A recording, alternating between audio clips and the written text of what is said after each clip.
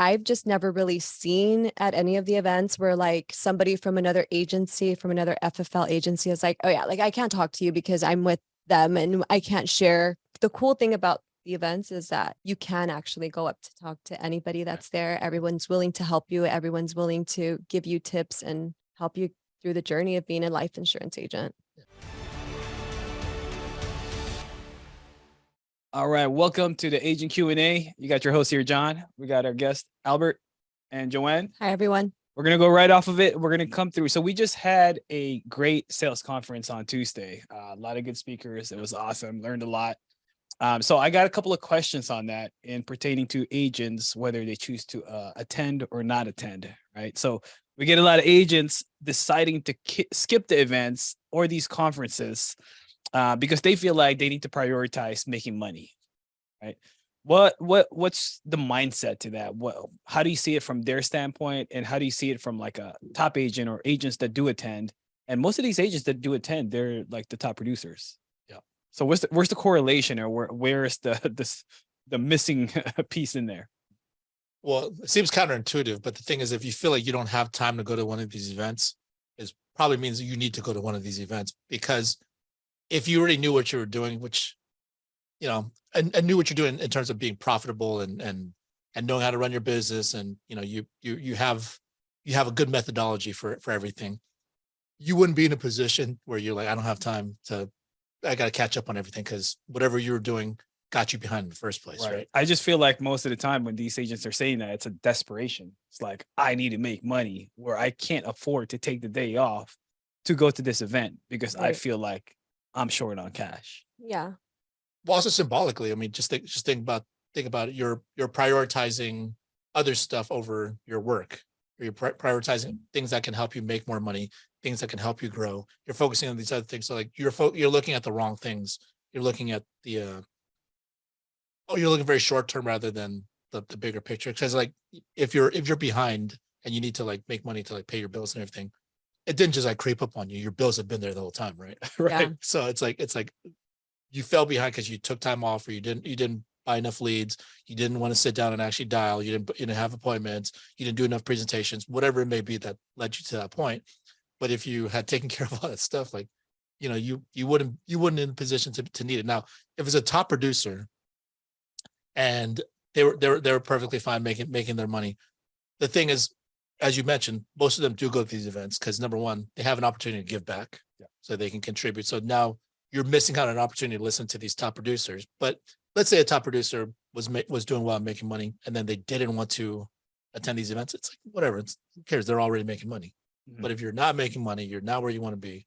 That's especially why you need to go to these events. Yeah, you're missing a key piece that's gotten you to that situation, right? Right. And then you thinking that you're going to do the same thing or run business or go in the field and do the telesales. Well, let's look at your last week's production. Did something go right? Or now you're sacrificing this event to repeat the same results or lack of results that you didn't get. Right. Right. You're constantly playing catch up. Yeah. So I think too, it's based on the seriousness of the agent, based on how they feel about the business. Yep. They don't think that this is serious enough to attend. They don't see the value and the importance of what they're going to get out of this event. And that leads into the next question.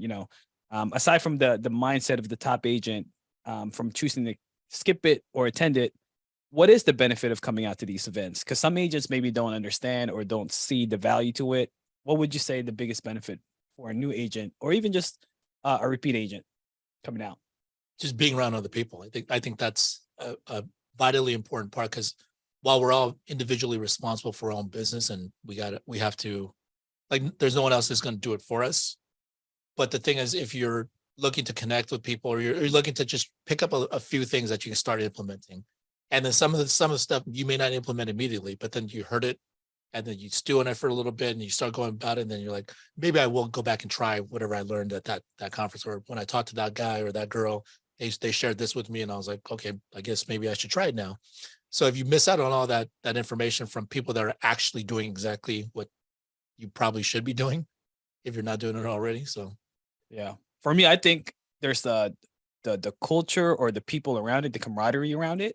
Sometimes, like, I can understand. We've been here for a few years. We've heard the same people talk. Right. Sometimes we can finish their sentences, right? Most of the Would time. you agree? Yeah. But at the same time, it's not sometimes what they're saying. It could be the new agent that talked in there. I still learn a few things. They could have like a small script that they implemented that's really working for them.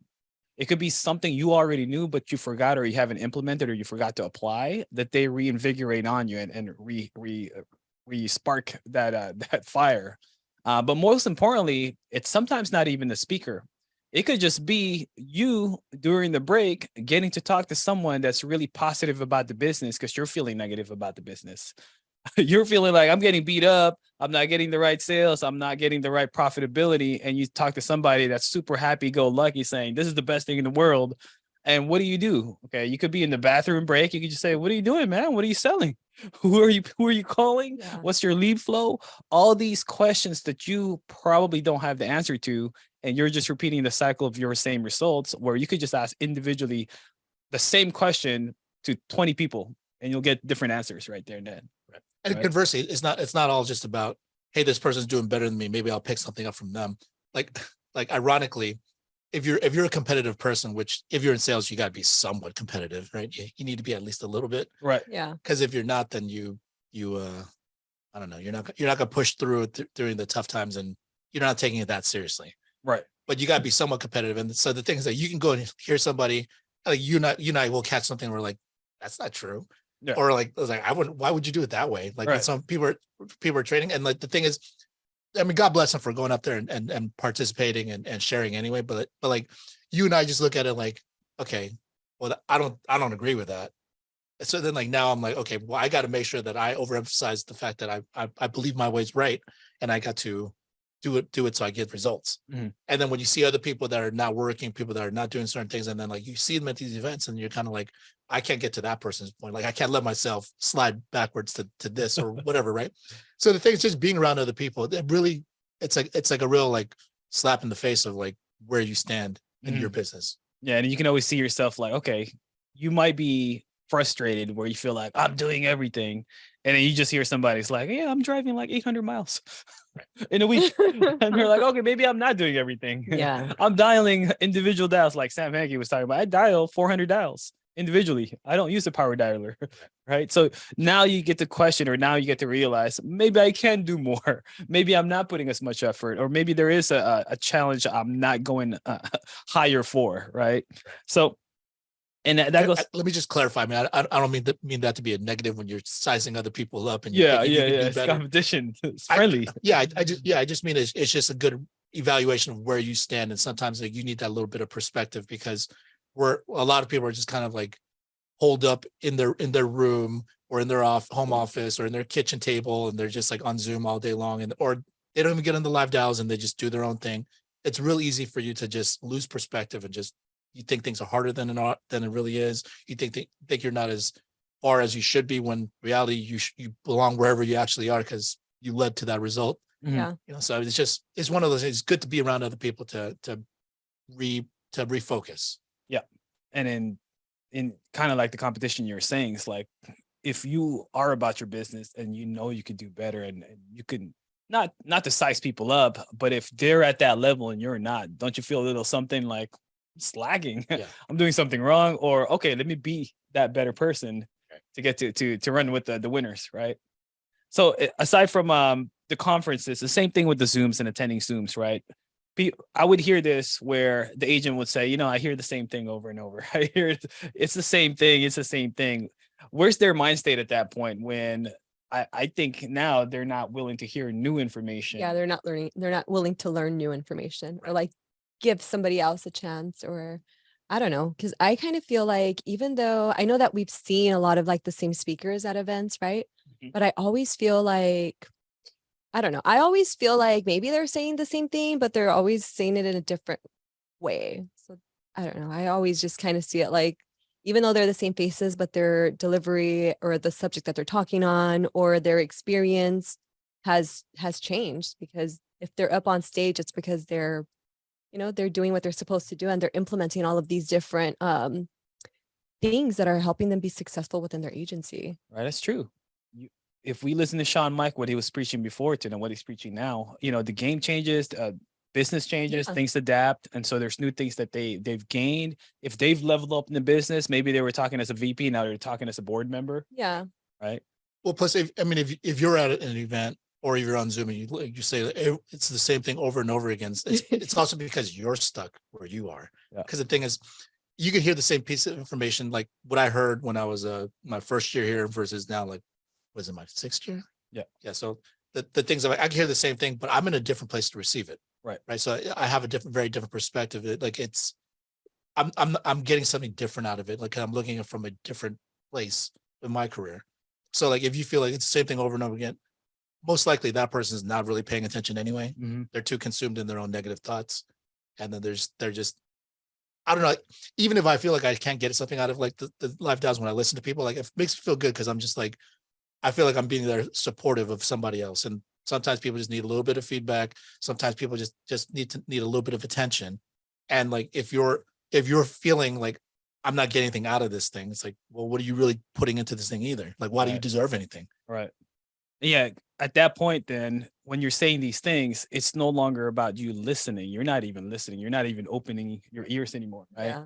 Because like what you were saying, if you're seeing the same individual, it depends on what level they're at of what they're talking about. It also depends on what level you're at on what you're intently looking in to hear. Yeah. Right. So if I'm a new agent, maybe I'm looking to hear how to run business, how to produce, how to write, 20 families, 30 families.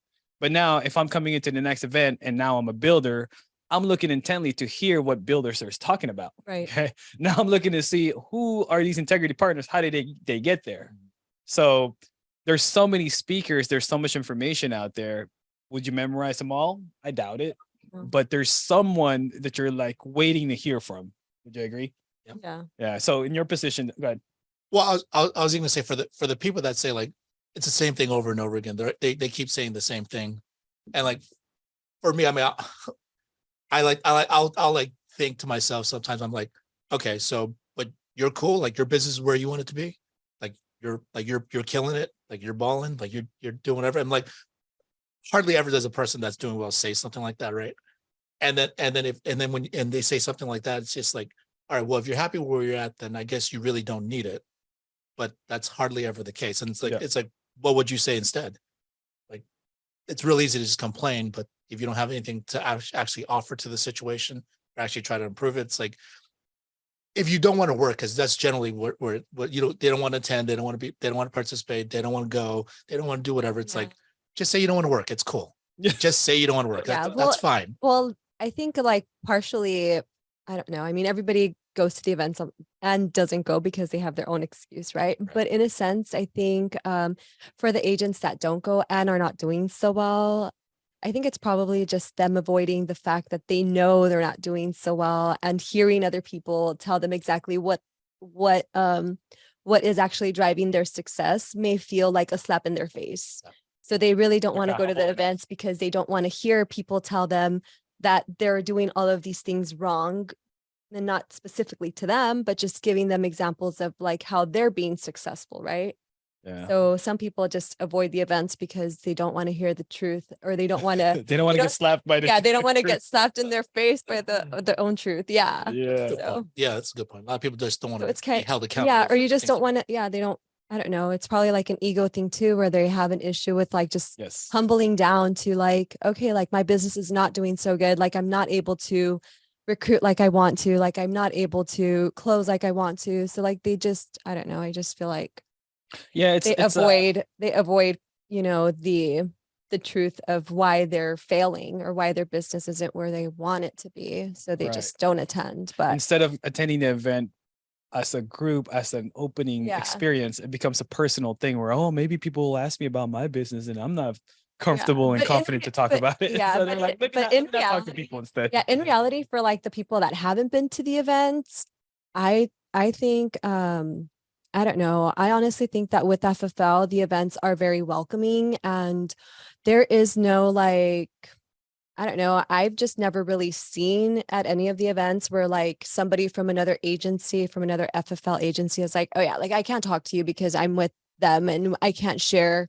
Like I've never really seen that. So I think, the cool thing about the events is that you can actually go up to talk to anybody that's there. Everyone's willing to help you. Everyone's willing to give you tips and help you through the journey of being a life insurance agent.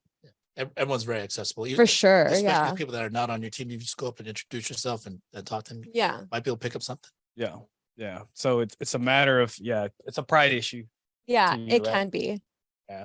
So for you guys now, we're in our different levels of our business. What do you look forward to when you go to events? I think that could be the issue, where they don't even have a future game plan about the business, that they don't have an intention of what should I be learning from this, right? In your position now, what do you look forward to? Because of course we hear the people, we're comfortable with the people, or we even know the speakers. Right. What do you look to hear when you're there?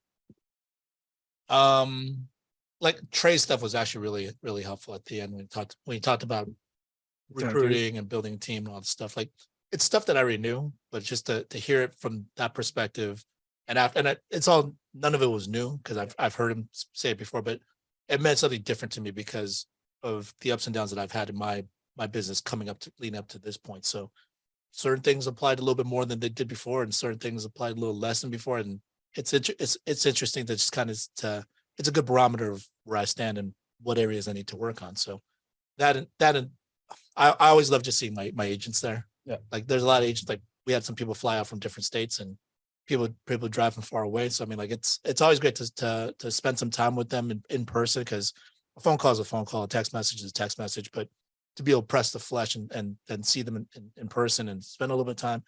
For the ones that came to Top Golf with us afterwards, I mean, yeah, it was good. And it's and then all of them, when I talked to them, they all said, I needed this. I needed to be around the group. And if they all these people echo it, it's like that sentiment is real. Right. Yeah. Right.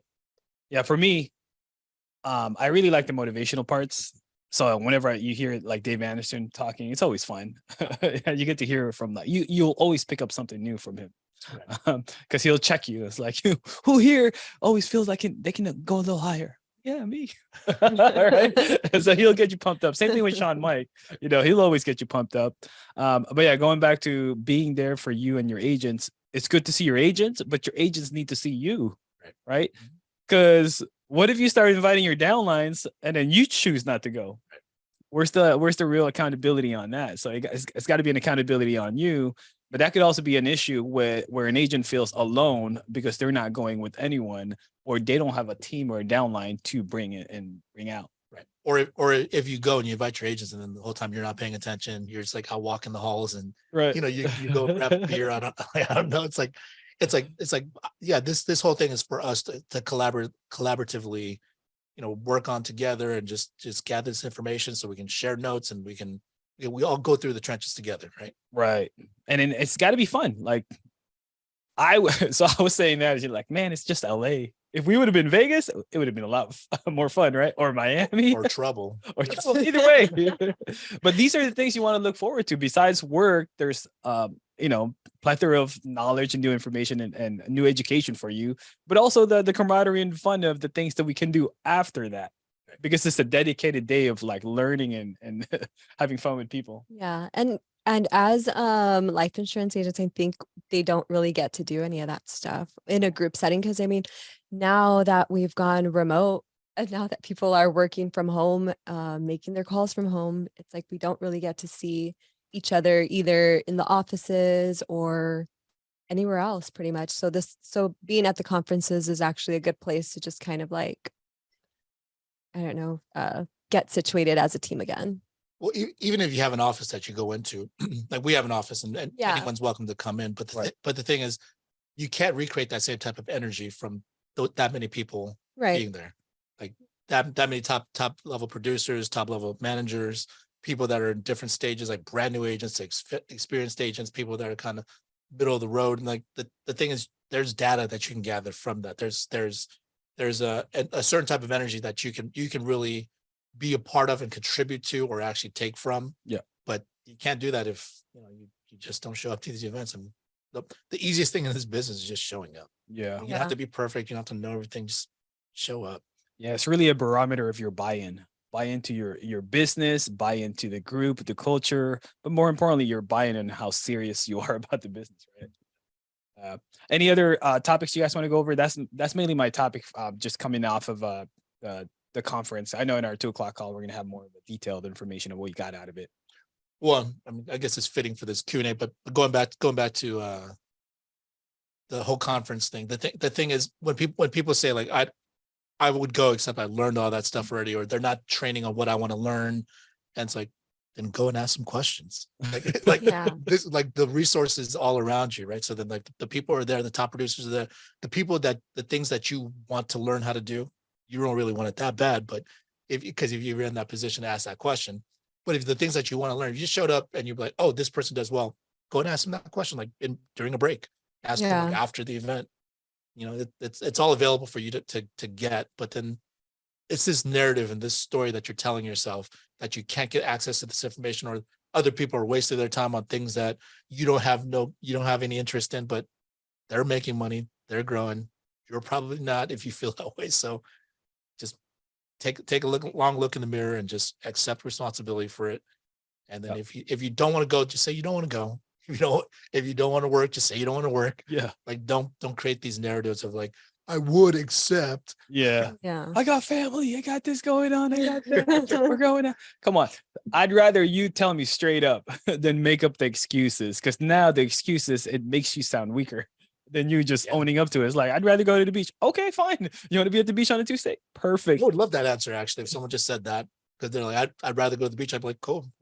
At least you own it. You accept it what it is. But there's like, well, I don't know. I got this, and and then like I got to drive back for this, and then and I'm like, okay, but if you don't need it, then you don't need it. But if you need it, and then you're prioritizing other stuff, don't say anything later when you're not where you want to be financially, or where your business is not where you want it to be. It's like, just accept it. Yeah. Yeah. So That's so funny. I don't know. I was just thinking like, I don't know. I just kind of think that it's funny to me how people put up so many excuses like for something so simple. You know what I mean? Like, I don't know. Yeah.